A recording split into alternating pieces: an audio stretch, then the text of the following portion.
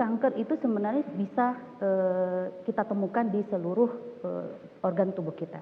Bisa ada di seluruh organ tubuh. Apakah kanker itu berbentuk benjolan, Dok? Atau ada yang berbentuk lain seperti itu? Apakah kanker itu bisa sembuh, Dok, kalau misalnya sudah ada yang terkena seperti itu, dan di daerah mana saja, Dok? Biasanya di bagian tubuh yang bisa sembuh seperti itu. Ya, sehingga dari tahun 2014 sebetulnya Kemenkes sudah mulai mencanangkan adanya program preventif tumor dengan istilah cerdik gitu. Jadi C yang pertama,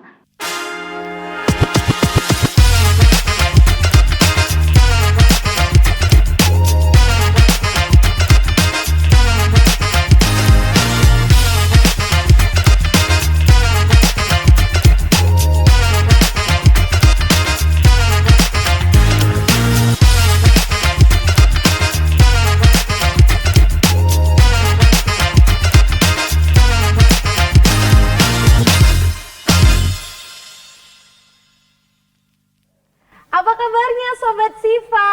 Senang sekali kembali lagi di talk show Sehati Sehat, tenangkan hati. bersama saya Altiara Putri. Kita akan membahas tentang tips dan juga info kesehatan, di mana program Sehati ini adalah persembahan dari Rumah Sakit Siti Fatimah Az-Zahra. Kita akan membahas tentang tema kita, yaitu deteksi kanker sejak dini. Dan saya juga ingin menyapa penonton kita hari ini dari Stikes Dona Palembang. Apa kabarnya nih? Senang sekali bisa hadir di sini. Dan juga pemirsa yang ada di rumah, kita akan mendatangkan secara langsung narasumber kita yang berkompeten di bidangnya. Ini adalah dokter yang ada di Rumah Sakit Siti Fatimah Az-Zahra. Kita langsung saja mengundang, ini dia Dr. Maria Ulfa, SPPA.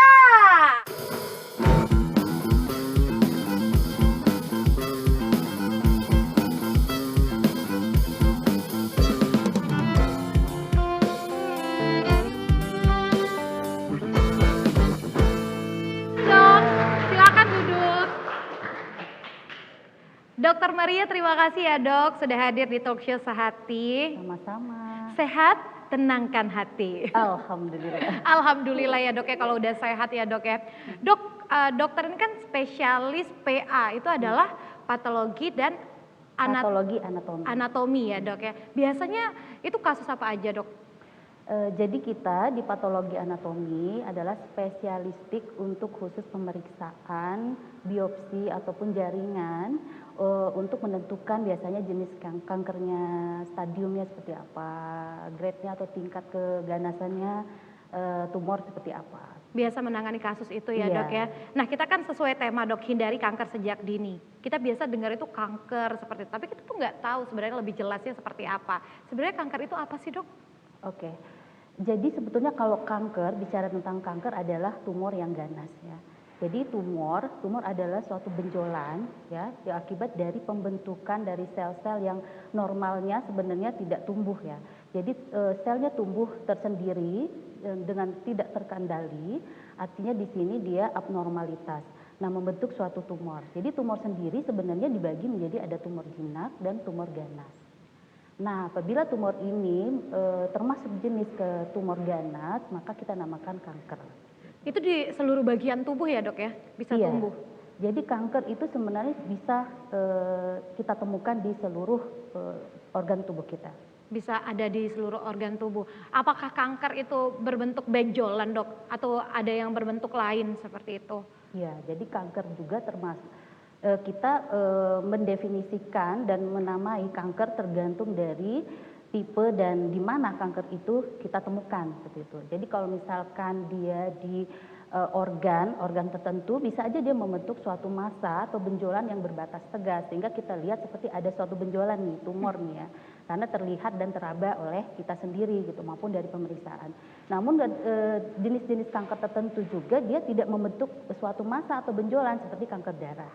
Artinya bahwa yang menjadi sel kanker adalah sel darah itu sendiri, sehingga di bagian mungkin pasien tidak merasa ada suatu benjolan yang teraba di tubuhnya. Biasanya yang benjolan yang lebih teraba ya, Dok, ya? Iya. Tapi kalau di daerah perut itu suka nggak keraba gimana ya, Dok? Nah, Jadi kalau misalkan benjolan itu ada yang mungkin superficial bentuknya, artinya di luar, sehingga pasien sendiri bisa mendeteksi secara dini. Tapi ada juga benjolan apabila dia berada di dalam organ tubuh kita bagian dalam, tentunya kita tidak bisa merasakan ada benjolan tersebut, tetapi gejala klinisnya tentu ada. Itu. Misalkan dia tumornya di usus, artinya dia membentuk massa di bagian usus. Artinya untuk gejala-gejala dininya mungkin pasien mulai merasakan adanya nyeri di bagian perut atau mungkin BAB yang bercampur darah seperti itu. Artinya ada gejala di organ pencernaannya. Itu ya dok ya. Iya. Dok kalau misalnya ciri-ciri kanker itu bisa nggak sih dok kita lihat dari mata luar gitu, dari fisik seperti itu? Ciri-ciri kanker, ya kembali lagi dari tipe kankernya dan lokasi kankernya. Jadi secara lokal apabila misalnya ada benjolan yang normalnya itu tidak ada, secara normal kita tidak ada, katakanlah tumor atau benjolan di leher, itu kita menjadi waspada kan, oh ini ada benjolan yang tidak semestinya ada.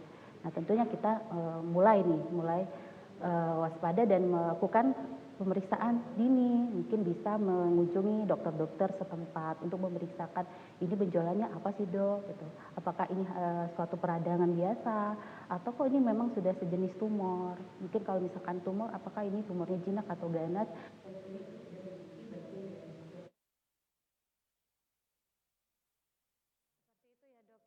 Karena kan kebanyakan kalau misalnya di daerah sini tuh suka ada benjolan gitu ya dok ya, suka dibilangin oh ini tuh kayak getah bening. Nah getah bening itu ternyata kalau misalnya diteliti lebih lanjut ada sel-sel kanker nggak sih dok? Iya, jadi getah bening itu nama organ ya. Jadi di tubuh kita ada namanya organ kelenjar getah bening. Normalnya memang Oh itu ada. organ ya dok ya namanya, nah itu. Jadi jaringan dan organ kita ya, sistem limfoid kita salah satunya ada namanya kelenjar getah bening. Artinya kelenjar getah bening itu tersebar di seluruh tubuh. Tapi memang paling banyak dijumpai di area leher gitu. Nah kalau misalkan ada sesuatu nih di kelenjar getah beningnya, otomatis dia akan membesar daripada ukuran yang normalnya gitu. Nah, tetapi pembesaran ini belum tentu semuanya tumor. Bisa aja mungkin peradangan ya seperti radang akibat dari tuberkulosis bisa atau bakteri-bakteri tertentu bisa. Dari virus-virus akibat ya, virus dok, ya? juga bisa gitu. Ya, artinya kalau penyebabnya ada peradangan setelah dilakukan terapi pengobatan, antibiotik, seperti itu dia akan kembali lagi menjadi normal.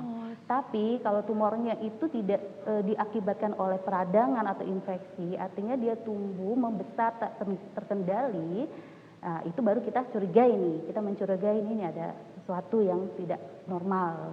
Nah, lalu diperiksakan ke dokter biasanya seperti itu. Nah, nanti dokter baru meriksa selanjutnya. Oh baru pemeriksaan gitu ya iya, dok ya? Dokter. Biasanya dok kalau misalnya ada kayak benjolan seperti itu yang abnormal, itu periksain ke dokter, langsung ke dokter spesialis PA tadi ya dok ya? Biasanya kalau screening awal pasti ke dokter bedah, Oh, dokter bedah dulu ya, Atau dok? misalkan anak-anak nih ya, anak-anak biasanya dia ke dokter anak dulu atau penyakit dalam dulu gitu. Nanti dokter-dokter klinisi ini yang akan menggiring gitu loh. Oh ini perlu pemeriksaan PA nih, dilakukan biopsi misalkan atau FNAC istilah kita untuk menentukan benarkah ini tumor. Itu ya dok ya. Nah biasanya nih dok kalau ada benjolan untuk mengetahui kira-kira ini tumor yang nggak ganas atau yang ganas, itu diambil cairannya atau operasi untuk diangkat tumornya gitu dok? Iya, jadi kalau misalkan tadi ya kita anggaplah ini suatu tumor yang teraba ya dari luar itu. Nanti dokter klinisnya mengirim ke kita untuk dilakukan pemeriksaan biopsi, aspirasi, atau mungkin dilakukan operasi. Jadi operasi ini ada jenis-jenis tumor tertentu yang operable, artinya bisa dioperasi. Tapi ada juga jenis-jenis tumor yang unoperable, jadi tidak memungkinkan untuk dilakukan operasi. Mungkin mengingat lokasinya, lokasi tumornya, ada atau tidak perlengketan, kemudian ukurannya seperti itu. Untuk tumor-tumor yang operable, biasanya dokter bedahnya langsung melakukan operasi atau biopsi dan nanti dikirim ke laboratorium patologi anatomi. Nah, di sini tugas kita. Jadi kita yang bertugas nih sekarang menentukan nih tumornya ini apakah jenis tumornya, tipenya jinak atau ganas, kemudian perangainya seperti apa. Seperti itu ya dok ya. Dok kita akan lanjut lagi, tapi dok ini teman-teman band kita sering kanker juga dok, apalagi iya? di pertengahan bulan. Gitu dok, kantong kering Iya, ini dok iya, kalau ini itu dok. ganas itu. Iya, ini nggak terlalu ganas dok, tapi ya nggak makan lah dok. Baik, kita akan kembali lagi dokter Maria. Masih banyak sekali yang akan kita bahas dok tentang hindari kanker sejak dini ini. Teman-teman juga bisa tanya secara langsung, tapi nanti di segmen 3 ya. Jangan kemana-mana, tetap di Talk Show Sehati, sehat, tenangkan hati. Sehati, sehati, sehat tenangkan hati. Sehati, sehati, sehat tenangkan hati. Kembali lagi di Talk Show Sehati, sehat tenangkan hati.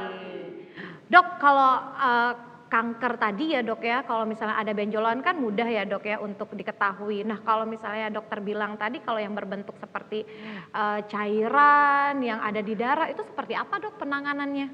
Dan juga untuk pengambilan sampelnya seperti apa untuk diketahui lebih lanjut bahwa ini itu kanker? Iya, jadi jenis-jenis pemeriksaan menentukan kanker itu sebenarnya banyak ya.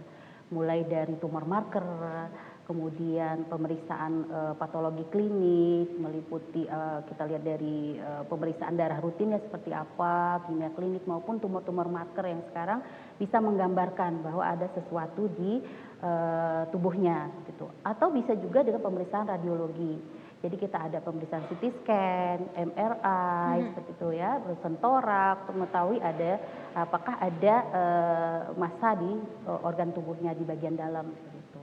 Nah, untuk yang jenis kanker darah artinya yang sangat berperan adalah pemeriksaan darah. Patologi klinik ya. Jadi nanti diambil sampel darahnya dan diperiksa di bawah mikroskop. Jadi meliputi jenis-jenis selnya seperti apa, jumlah selnya seperti apa gitu. Jadi ada kriteria nanti dokter patologi kliniknya. Ada pemeriksaannya seperti Iya. itu. Nah kita juga pengen tahu dok, tadi udah ngebahas tentang kanker ya dok ya. Walaupun cuma sedikit yang kita bahas, tapi kita pengen tahu dok sebenarnya faktor pertumbuhan kanker itu apa aja dok? Apakah memang karena keturunan atau ada faktor lain juga?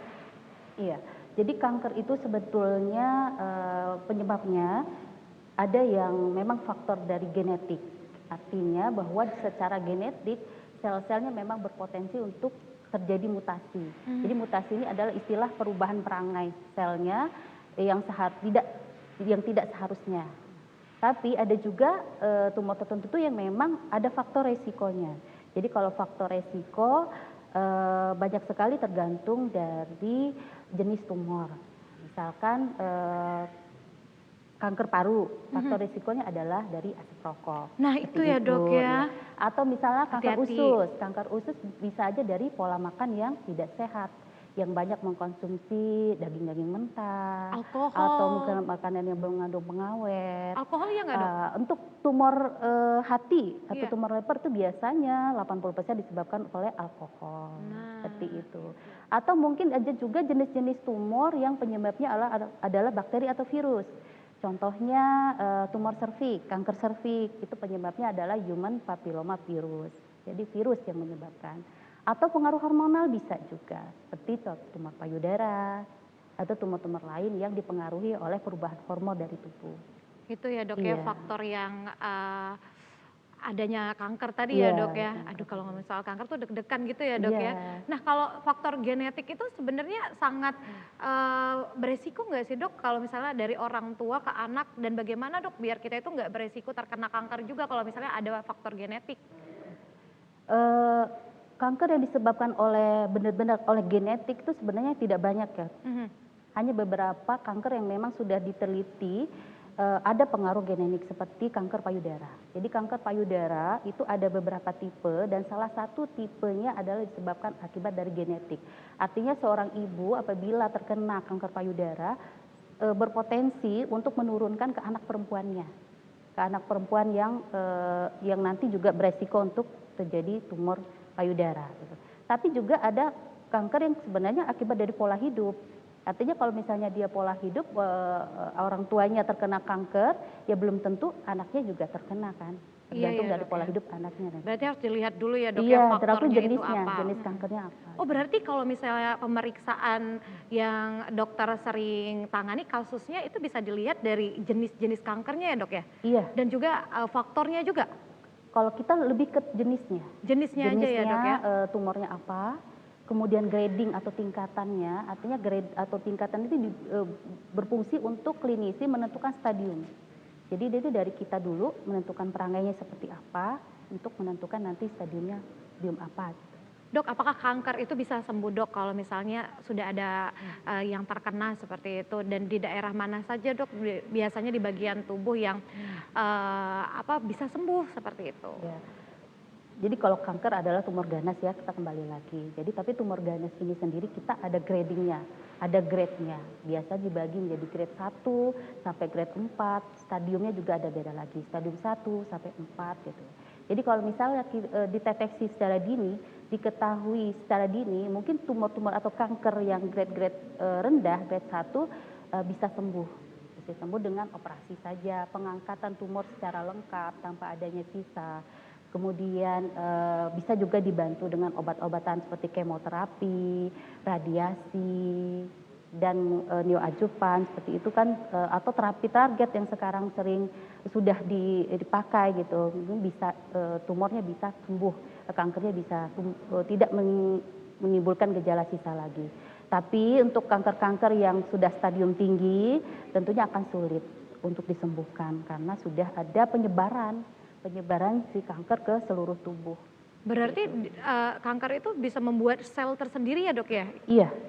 Ke dalam beberapa organ juga menyerang seperti itu kalau sudah ke stadium yang Tinggi. lanjut. Iya, Oh itu tadi ya dok ya, kalau misalnya masyarakat tuh bilang, oh stadium berapa seperti itu, berarti itu tingkat keparahan dari tumor ganas itu ya dok?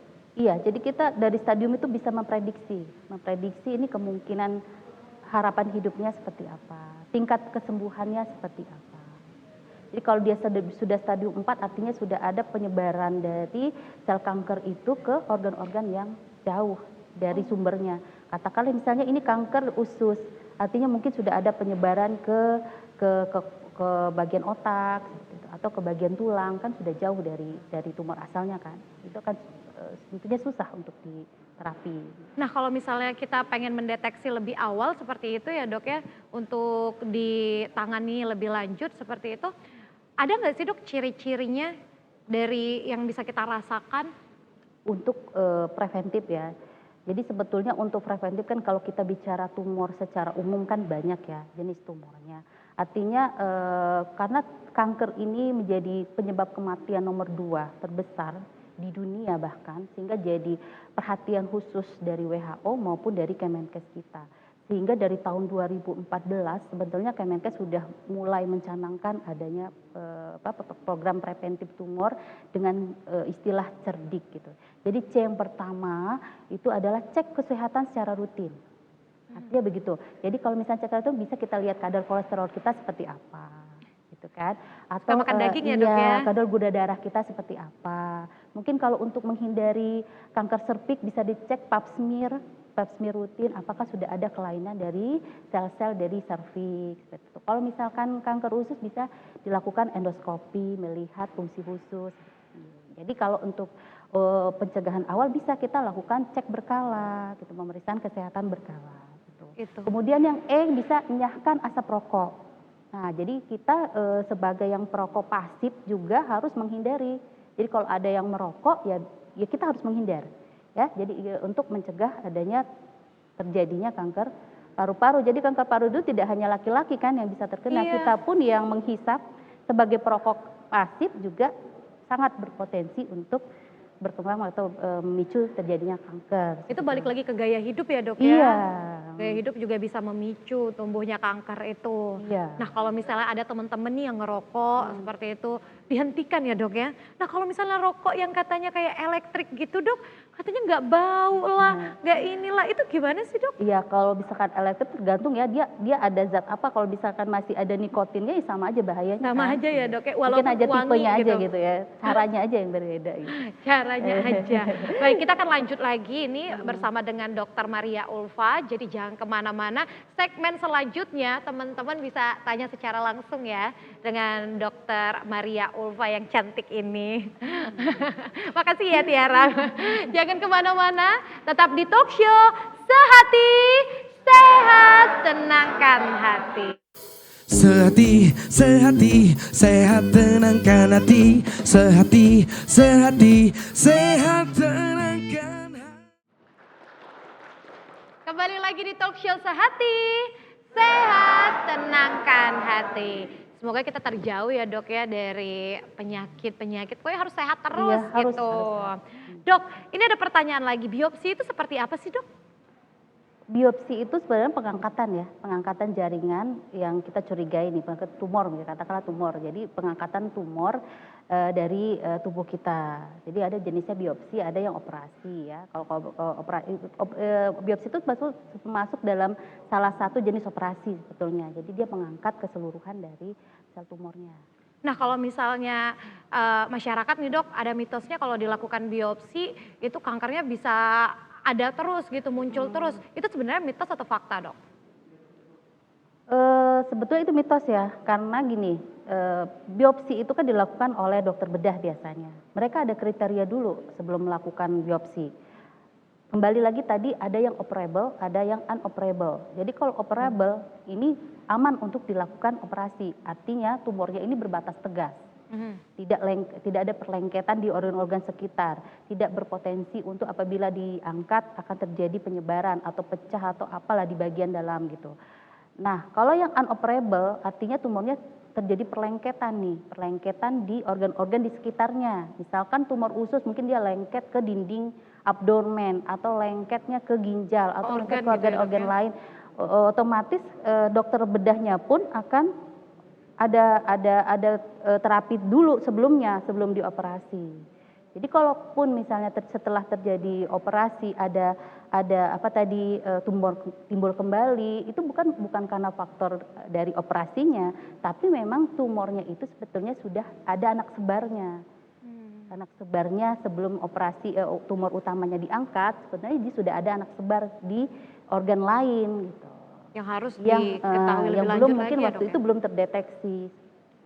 Oh seperti itu, berarti Iya. itu mitos ya? Iya. Mitos, jangan nyalahin dong. Jangan nyalahin yang operasi Iya. dong. Baik, silakan nih teman-teman dari Stikes Dona yang mau tanya secara langsung bersama dengan Dokter Maria. Boleh tunjuk tangan. Oh takut nunjuk tangan dok. Oh banyak juga yang mau tanya, ya ampun Aduh. kita pilih 2 aja ya. Yang mana nih? Yang mana? Oh itu yang di belakang. Yang di belakang ya? Iya di belakang silakan. Yang udah ada mic. Iya. Duduk aja deh, kalau berdiri tinggi soalnya. Namanya siapa? Assalamualaikum warahmatullahi wabarakatuh. Waalaikumsalam warahmatullahi wabarakatuh. Perkenalkan nama saya Muhammad Alvarino Aranda dari Stikes Dona Palembang. Ingin bertanya dok, bagaimana cara menanamkan dalam diri kita agar hidup sehat, agar terhindar dari kanker? Terima kasih dok. Terima kasih. Menanamkan dalam diri kita Menanamkan dok. dalam diri kita. Pakai ini enggak? Iya. Tanah gitu ya kan? Menanamkan. Silakan Iya. dok. Artinya itu memotivasi ya. Motivasi yang terbaik adalah dari diri kita sendiri pastinya. Artinya kita mau hidup sehat atau tidak. Apalagi sekarang itu tumor semakin banyak, tipe-tipe baru-baru lagi bermunculan ya. Jangan sampai angka kejadian kanker yang menjadi penyebab kematian nomor 2 di dunia tetap bertahan di nomor 2. Nah, artinya jangan sampai kita pun termasuk salah satu korban dari kanker ini gitu. Salah satu proteksi atau pencegahan yang paling terbaik adalah dengan pencegahan secara dini dengan pola hidup sehat. Dengan yang tadi sudah kita jelaskan sebelumnya. Jadi kita harus memotivasi diri kita dulu sendiri untuk menjadi manusia yang memiliki pola hidup yang sehat.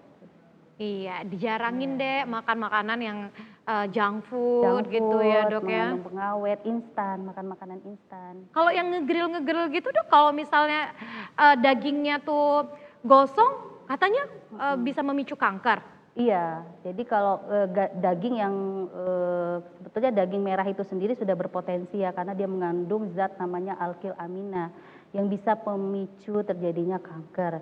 Ditambah lagi cara pemasakannya, artinya yang terbaik adalah dengan direbus ya atau dikukus. Kalau pemasakannya dengan cara dibakar, nah itu nanti terjadi reaksi kimia lagi kan. Itu Nah, ya, dari Dok, ya. zat yang menjadi bahan bakarnya itu berpotensi lagi untuk menjadi kanker. Nah, jarang ini ya sekarang ya barbekyuan. Iya, karena memang nggak baik ya dok ya. Kalau Iya. sate aja tuh kita dengar dulu tuh bisa memicu kanker, apalagi yang ngegrill gitu dok. Jadi kembali lagi sebetulnya yang tidak boleh itulah berlebih-lebihan ya. Iya. Sesuatu yang berlebih-lebihan. Artinya kalau sesekali mungkin kita sendiri punya imunitas tubuh kita ya, kita punya sel-sel imun yang bisa menjaga agar tidak terjadi sesuatu yang tidak diinginkan. Tapi apabila sel imun kita sudah melewati batas ambang, artinya pola hidup kita juga sudah sangat berlebihan, nah itu bisa terjadi kanker. Itu. Iya. Nah, ada lagi yang mau tanya? Silakan yang di bawah. Miki ada?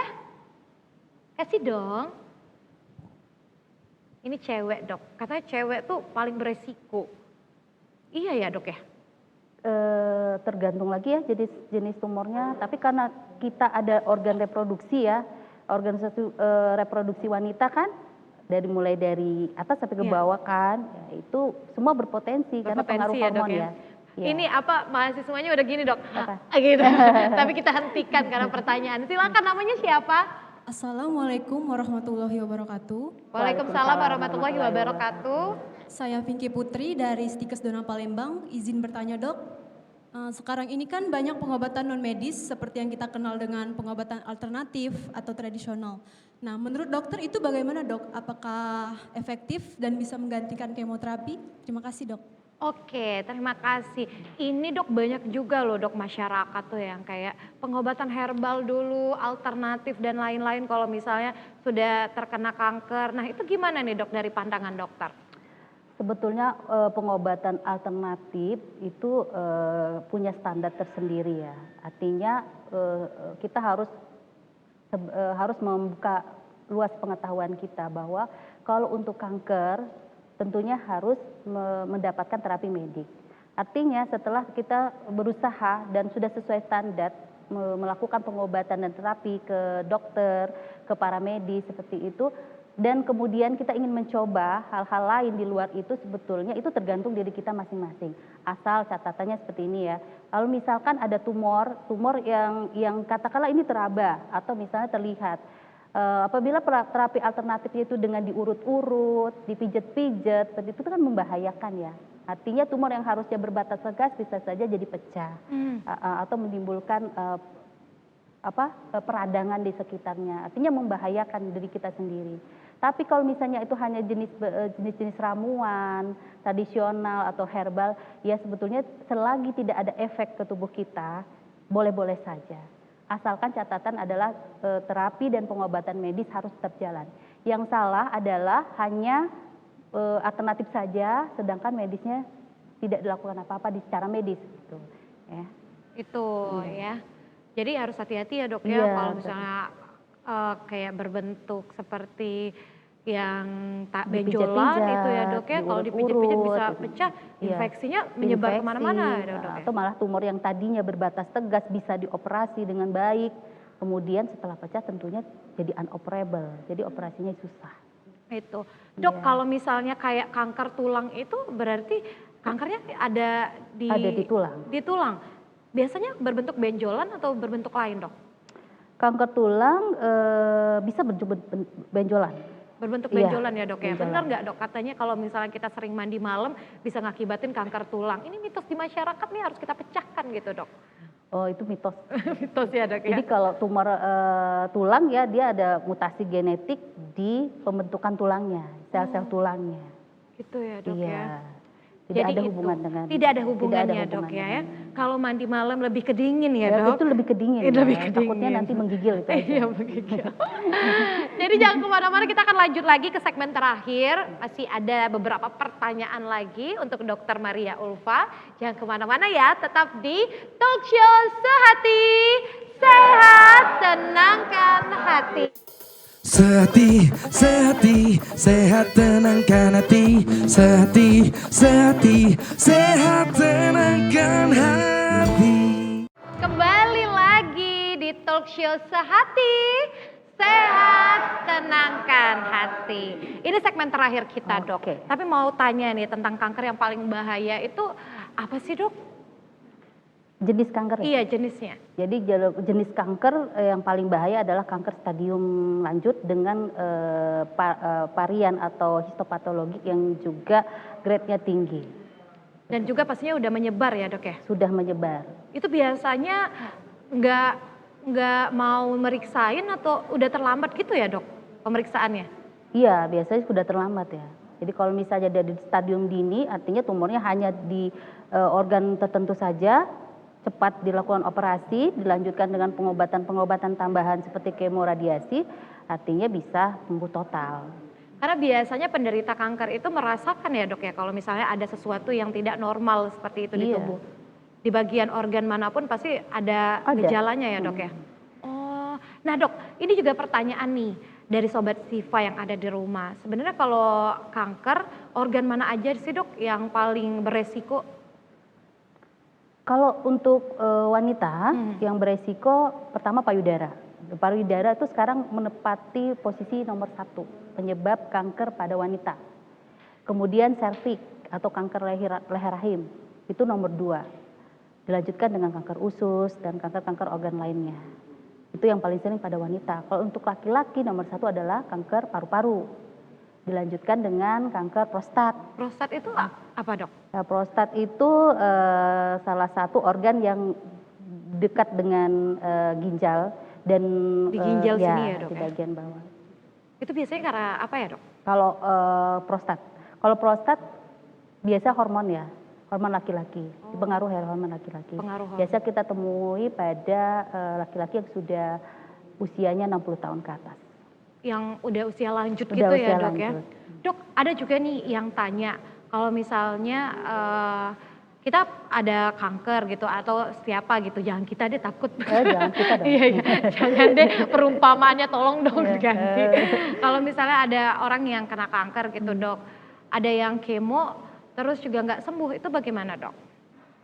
Ya berarti dia termasuk yang jenis kanker yang resisten terhadap kemoterapi. Jadi ada beberapa jenis kanker yang dia tidak bisa ya, tidak resisten, istilahnya kita adalah resisten terhadap kemoterapi. Jadi obat-obat kemoterapi itu tidak bisa masuk ke dalam sel-sel tumornya. Itu apa ya, Dok, kira-kira, Dok? Jenis tumornya. Iya, jenis tumornya Ya itu, Dok. banyak ya. Misalnya ada di limfoma, ada jenis limfoma sel besar atau limfoma Burkitt yang biasanya dia tidak dengan kemoterapi itu tidak bisa ya. Resisten terhadap Lipoma itu di daerah mana ya, Dok, biasanya? Limfoma itu kanker kelenjar getah bening. Oh, itu ya, Dok ya. Atau misalkan kanker payudara yang tipe, kita ada beberapa tipe histopatologi ya, ada tipe A, tipe B. Jadi ada juga yang tipenya yang memang pemeriksaan markernya itu mengarah ke progresif. Biasanya susah untuk dilakukan kemoterapi pun resisten terhadap kemoterapi. Itu susah ya, Dok Iya. ya. Dok, biasanya nih, Dok, kalau penderita kanker dokter itu menyarankan penyembuhannya itu seperti apa, Dok, tahapannya? Tahapannya untuk penyembuhan kanker setelah misalkan dioperasi, kemudian bisa lanjut dengan kemoterapi, tergantung lagi ya jenis kankernya. Setelah selesai kemoterapi, biasanya masih dianjurkan untuk pemeriksaan kesehatan rutin berkala kembali, bisa berjarak mulai sebulan sekali, 3 bulan sekali, 6 bulan sekali untuk memeriksa lagi nih kondisi tubuhnya seperti apa. Artinya dibantu juga dengan pemeriksaan darah, pemeriksaan fisik oleh dokter, dan dilanjutkan biasanya dokter menyarankan kita kembali ke pola hidup sehat. Pola hidup sehat tadi ya, Iya. Dok ya. Tapi lebih baik kita itu mencegah ya, Dok Mencegah ya. lebih baik daripada mengobati. Iya, kalau udah Ya. mengobati udah susah juga Susah. gitu. Dok, ini juga ada pertanyaan karena masyarakat Sobat Siwa kan nggak tahu nih kemo itu ya seperti apa sih, Dok? Kemo itu masukin tubuh kita ke dalam alat atau cuman diinfus atau Iya, bagaimana, jadi Dok? kan dia termasuk zat-zat kimia ya, maksudnya terapinya biasanya melalui infus. Ya, Melalui dimasukkan infus ya, Dok, ya? obatnya ya, melalui ke pembuluh darah besar dan masuk ke dalam organ tubuh. Gitu. Nah, kenapa juga dok waktu kemo rambut itu jadi rontok parah? Nah, Apa dok itu. penyebabnya? Jadi obat kemo ini kan dia fungsinya mematikan ya, membunuh sel-sel yang tadinya pertumbuhannya abnormal. Kita maunya dia berhenti bertumbuh ya. Tetapi dia tuh matanya itu enggak, pisaunya tuh enggak ke satu saja gitu. Jadi dia organ-organ lain yang di sekitar sel tumor juga terkena. Seperti itu. Gitu, jadi Iya. semuanya juga Jadi makanya ada kena gejala-gejala radiasi juga. gitu. Biasanya Jadi, gejala apa aja sih dok kalau udah kemoterapi ya, selain rambut selain rontok? rambut rontok, bisa nafsu makannya ya karena mual ya, mual, muntah. Jadi kondisi tubuhnya juga jadi lemah. Ya. Karena sistem imun kita juga berpengaruh kan. Bisa menghilangkan nafsu makan nggak dok? Iya, karena mual tadi ya, mual, muntah, jadi nafsu makan pun menurun. Gitu Oh, ya. seperti Efek itu. dari zat kemo tadi yang menyerang juga dari fungsi dari normal dari tubuh kita. Kalau di bagian mulut, gigi gitu dok, itu bisa beresiko tumbuh kanker juga nggak sih dok? Bisa. Karena kita nggak sering dengar maksudnya. Mm-mm. Bisa ya dok? Seluruh tubuh kita bisa berpotensi. Kalau misalkan di bagian mulut, kanker lidah ada. Oh ada ya dok ya? Ada. Kelenjar-kelenjar liur, kelenjar Ada juga ya, salivarius Dok, ya? ada banyak. Di dalam sini juga Banyak, ada. Iya. Terus Ya. kalau yang lain juga bisa Di gitu dok? daerah nasoparing, leher ada kanker nasoparing, oroparing, tiroid. Tiroid Ke itu bawah lagi gondok yang biasanya yang itu gondok, ya, organ tiroid itu bisa jadi kanker. Turun lagi ke bawah esofagus banyak, lambung ada. berarti bisa beresiko Bisa, semua ya dok ya, semua. tergantung dengan gaya hidup kita Iya. tadi. Dok, katanya glukosa itu bisa memicu kanker, benar gak sih dok? Glukosa itu terus apa aja dok?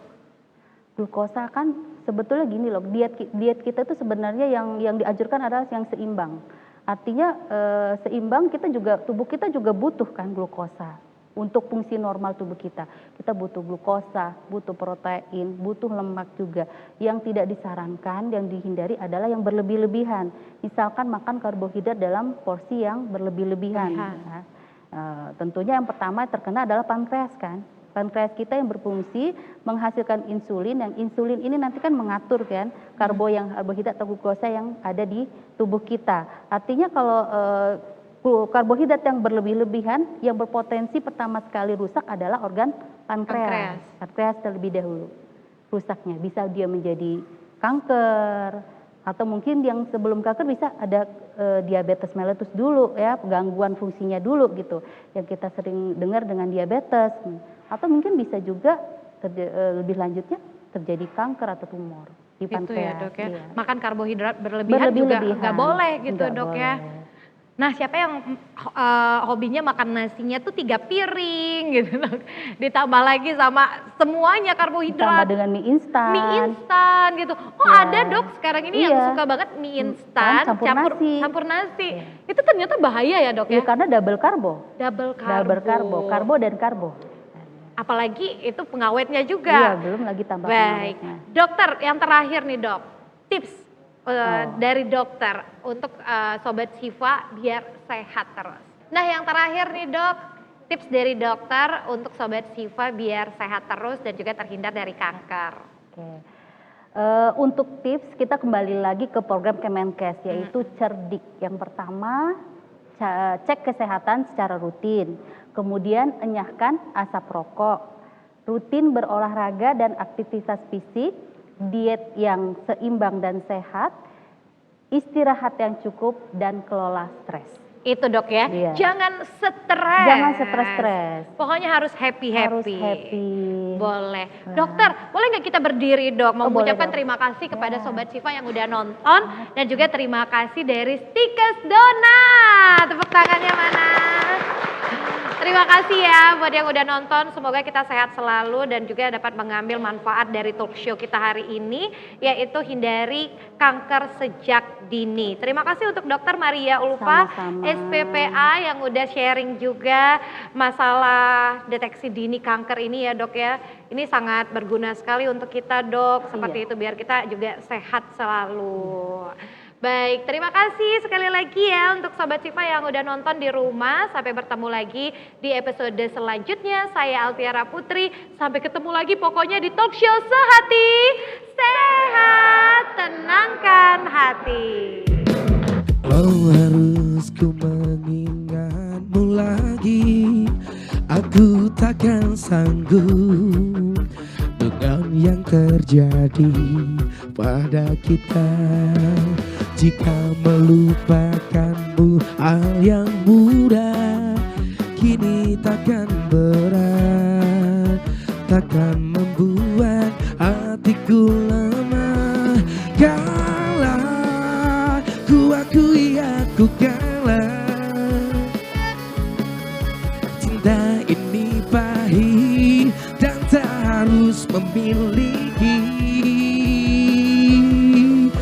Jika aku bisa, ku akan kembali, ku akan merubah takdir cinta yang ku pilih. Meskipun tak mungkin, walau aku pun mau membawa kamu